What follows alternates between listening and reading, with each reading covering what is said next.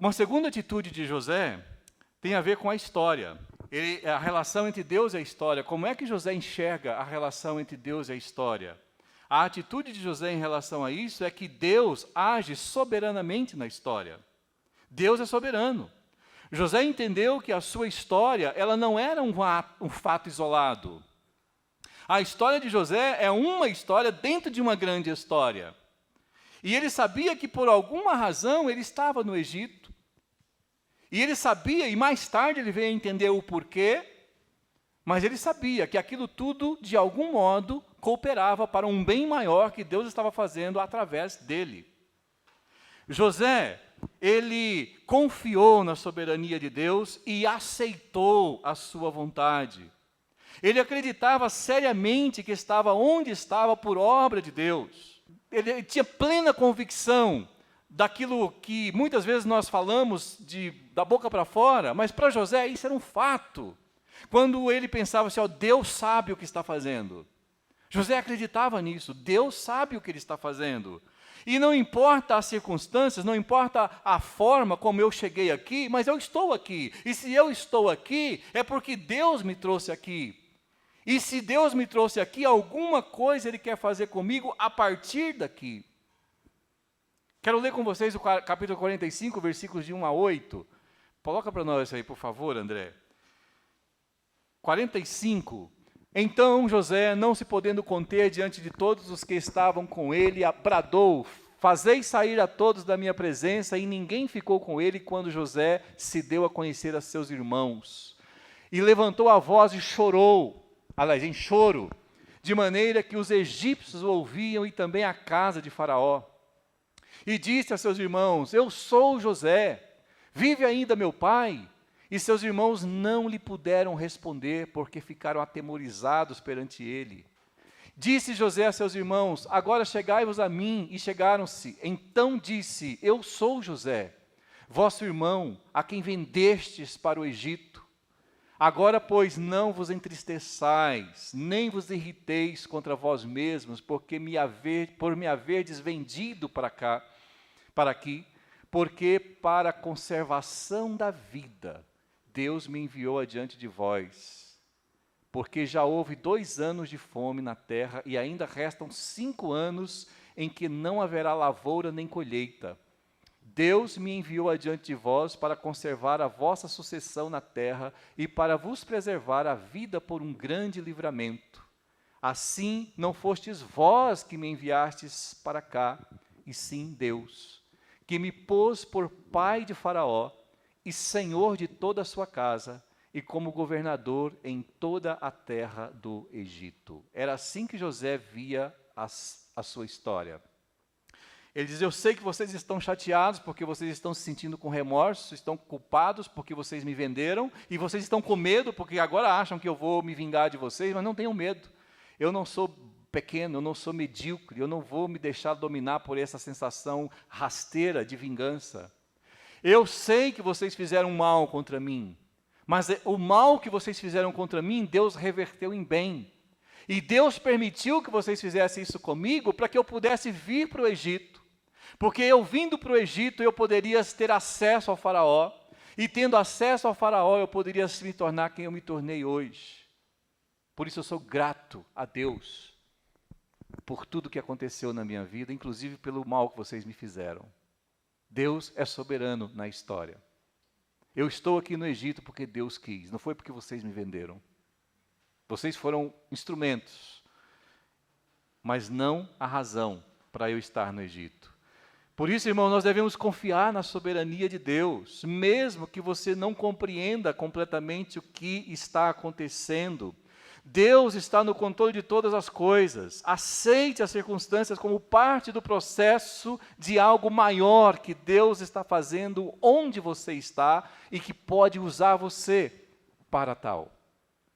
Deixa eu fazer uma pergunta para você hoje à noite, para você refletir um pouco. Você acredita que você está onde você está hoje por obra e vontade de Deus? Você acredita que você está na cidade de Curitiba, no século 21, no ano de 2021, morando aqui nessa cidade, ou na cidade onde você mora, no bairro em que você mora, no lugar, rua em que você mora, por uma série de circunstâncias casuais? Ou você acredita que você está onde você está, porque Deus te colocou aí? Uma análise fria, lógica, racional do histórico de José diz: não, José estava lá no Egito porque os seus irmãos eram cruéis, eles o venderam e quiseram lucrar com a vida dele, e isso levou José para o Egito. Sim, essa é a visão do nosso plano, racional, frio, lógico. Mas uma perspectiva divina da vida é muito mais profunda. Uma perspectiva mais profunda da nossa vida vai mostrar que Deus usa essas circunstâncias para um fim que Ele almeja.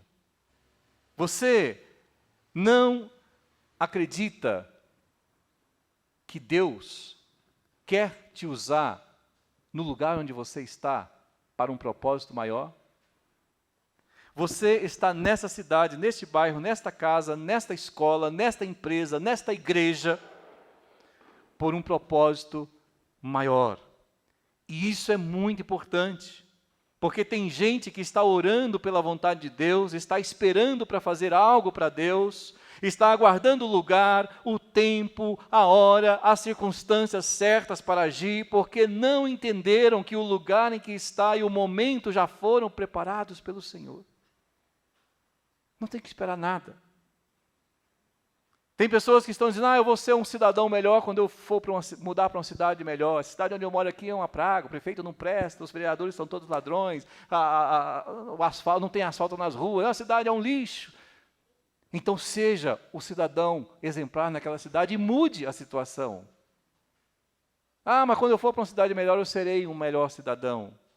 Tem pessoas que estão pensando: eu vou ser um melhor aluno quando eu estiver numa escola ou numa universidade melhor. Minha universidade é um lixo, minha escola é um lixo, os professores não se preparam para as aulas, todo mundo aqui.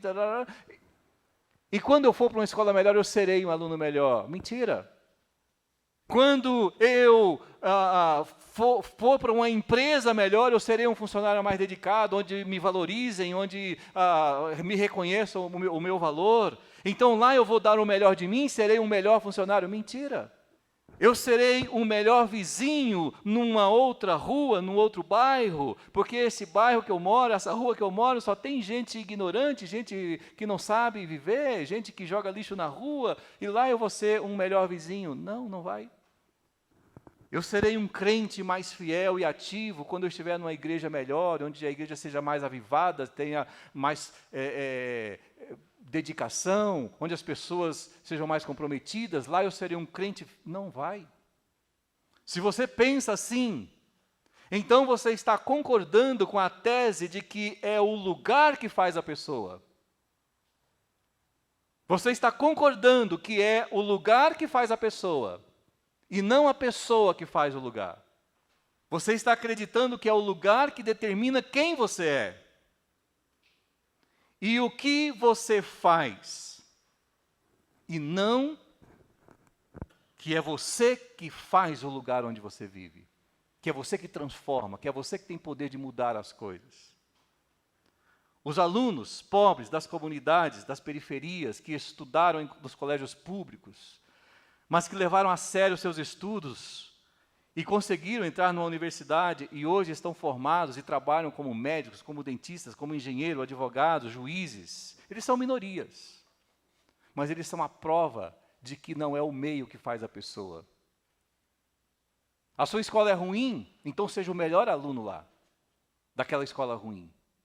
A sua empresa é ruim, então seja o melhor funcionário. Porque pensa por um pouquinho, irmãos, se você não consegue se destacar na sua empresa, onde tudo é ruim, você vai destacar onde? É a empresa que é ruim ou você também está dançando de acordo com a música da empresa? José não pensava assim, irmãos.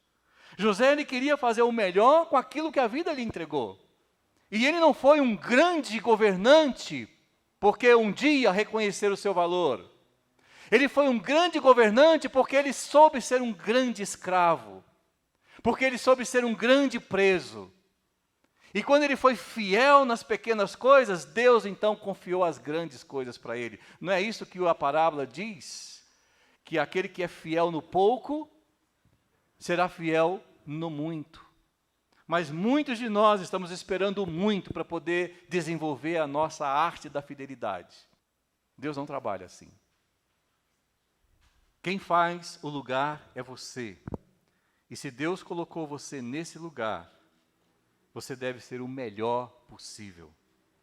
Não importa se é a casa do seu pai, a casa do seu senhor, a prisão ou o reino do Egito. Eu vou fazer a diferença porque Deus me colocou aqui para esse fim, para esse propósito.